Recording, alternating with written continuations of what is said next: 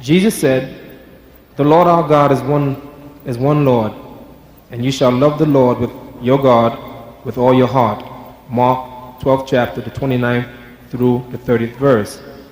Muslims agree with Christians that there is only one God, but how do Muslims love God without a change of heart?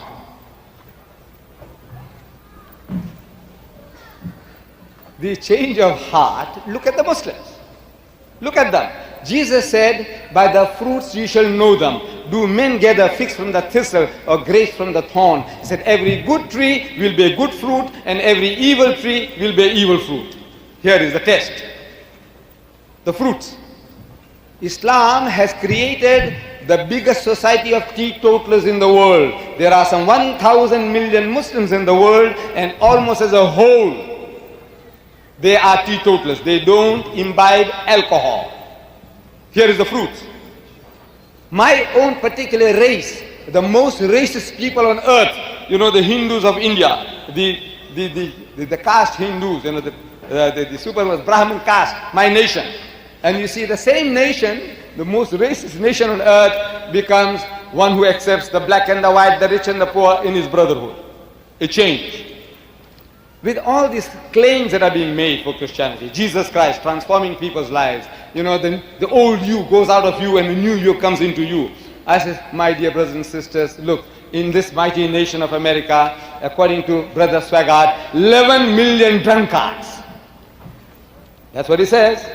11 million drunkards and 44 million heavy drinkers. Your nation.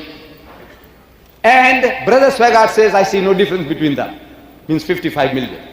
He considers them to be drunkards. The only difference is that he's not going far enough.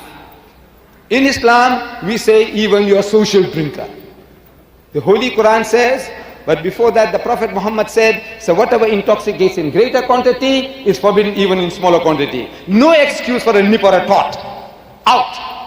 The Holy Quran says, Ya ayyuhallazina amanu, so O you who believe, innamal khamru, most certainly intoxicants, wal maisiru, and gambling. Brother Swaggart in his book on gambling says 54 billion a year you are squandering on gambling.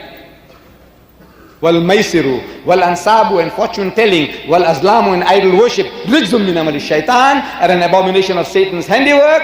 Fajtanibuhu la'allakum tuflihun. It's a shun such abomination that you may prosper. And wine barrels were emptied in the streets of Medina, never to be refilled. This is the fruit. This is the fruit of this teaching. With 2,000 years of preaching, look at it.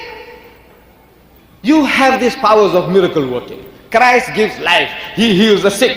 Muhammad couldn't. In the name of Muhammad, they couldn't do it. I says, my brothers, you don't read the scriptures. Jesus Christ, he said, for there shall arise many false Christs and false prophets who will show you great signs and wonders, if it were possible to deceive the very elect. If false Christ can do that,